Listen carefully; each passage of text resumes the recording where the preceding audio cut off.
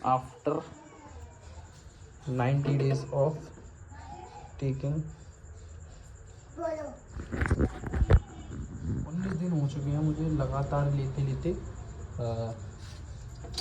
Power mass gainer को, but अभी तक मेरा ओनली 47.5 kg से मेरा अभी तक 49.2 kg तक ही हुआ है। लमसम 1.8 kg वेट मेरा गेन हुआ है। तो पावर मास गेनर जो कि सप्लीमेंट विला का है उससे ये हुआ है। डाइट की बात करें तो डाइट में जो रिकमेंड करते हैं वो तो प्रॉपर नहीं ले पा रहा हूँ मैं। देखो आपको बताऊँ मैं क्या क्या डाइट ले रहा हूँ अभी फ़िलहाल। मेरी जो डाइट है आप एक अनुमान लगा सकते हो, जैसे कि आप ले रहे हो तो आप अनुमान लगा सकते हो। मेरी जो डाइट है मैं पूरा अपना रूटीन बता देता हूँ। मैं मॉर्निंग में 5 बजे उठता हूँ, फ्रेश होने के बाद जो भी मिल जाता है, जैसे केला मिल जाता है तो 2 केले खा लेता हूँ।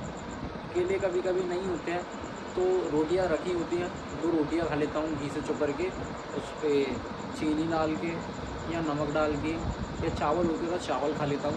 कुल मिला के थोड़ा सा मैं खा लेता हूँ जिम जाने से पहले, मतलब 2 रोटियाँ या 2 केले या थोड़ा सा कुछ चावल वावल कुछ ना कुछ होता है तो वो खा लेता हूँ। नहीं भी होता तो एक खील होती है, खील जो खील घोड़ा होता है ना वो उसमें से खील होती हैं, उन खील को खा लेता हूँ मैं।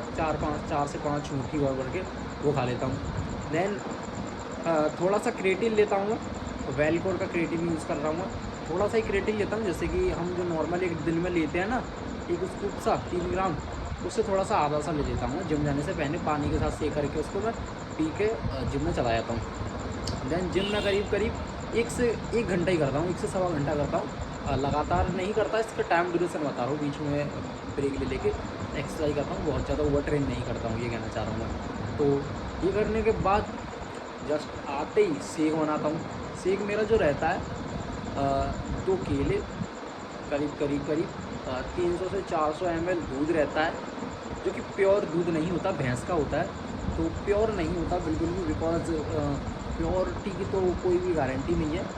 पर घर पे लाते ही थोड़ा बहुत उसमें जो डोलची होती है ना उसके अंदर थोड़ा सा जमा रह जाता है, तो पानी से डाल के थोड़ा सा धो देते हैं। मतलब कुल मिला के तो करीब अगर 750 ml दूध आ रहा है अभी, जैसे 1 लीटर मेरे घर पे दूध आ रहा है तो 1 लीटर में 200 ml या 250 ml उसमें पानी और ऐड कर देता है। 1 लीटर में 200 ml तो कर ही देता है, मीन्स 200 ml, हाँ 200 ml शायद इतना ही होता होगा, 200 ml या उससे कम, इतना तो पानी ऐड कर देता है। तो करीब 300 ml मेरा टोटल या 350 ml दूध रहता है सुबह 2 केले और 350 ml दूध, और उसके साथ जो बचा हुआ आधा क्रेटिन है, वो आधा स्कूप क्रेटिन जो रहता है वो स्कूप क्रेटिन, और बस ये 3 चीज़ें रहती हैं। अभी इसके अंदर मैंने खजूर ऐड नहीं किया है, खजूर ऐड करूँगा, बट जब ऐड करूँगा उससे स्टार्टिंग एंड जो मैक्सिमम डेज होंगे उस तक का अपना सारा डिटेल्स आपको बताऊँगा। देन उसके बाद जो मेरा रहता है वो मेरा 11 या 12 बजे,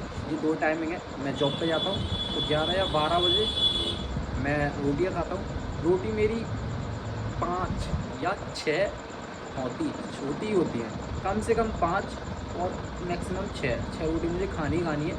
दैन उसके बाद मैं करीब 3 बजे या 4 बजे के बीच में कभी भी करीब मैं रात को 1 मुट्ठी से थोड़ा सा कम, मतलब मुट्ठी एकदम तो ऐसे भर के नहीं, एकदम यूँ करके इतना सा चना डालता हूँ। थोड़े से मैं उसके अंदर एक दाल होती है, उसका नाम पता नहीं, मूंग की होती है या कौन सी होती है, वो काली सी होती है, मैं उसका स्क्रीन पे फोटो लगा देता हूँ, ठीक है, वो दाल। एंड करीब वो उससे चमों से थोड़ी सी कम। एंड सोयाबीन के बीज होते हैं ना वाइट कलर के, जो राजमा जैसे इतने बड़े बड़े होते हैं ना, उतने बड़े बड़े जो वाइट कलर का सोयाबीन का बीज होता है, वो बीज। चने और बीज अप्रॉक्सीमेटली सेम ही रहते हैं उसमें, जितने मतलब चने डालें उतने मैंने बीज डाले, दोनों चीज़ सेम रहती है।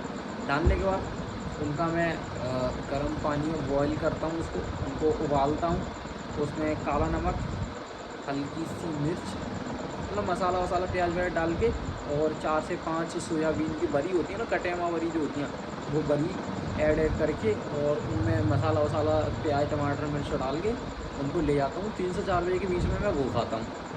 दैन उसके बाद जो नाइट में मैं फिर घर आके करीब 4 रोटियाँ खा लेता हूँ, कम से कम 4 रोटियाँ तो खाता ही खाता हूँ। कम से कम 4 रोटियाँ खाऊँगा तो ज़बरदस्ती खाता हूँ, पर लेकिन 4 खाता हूँ कम से कम।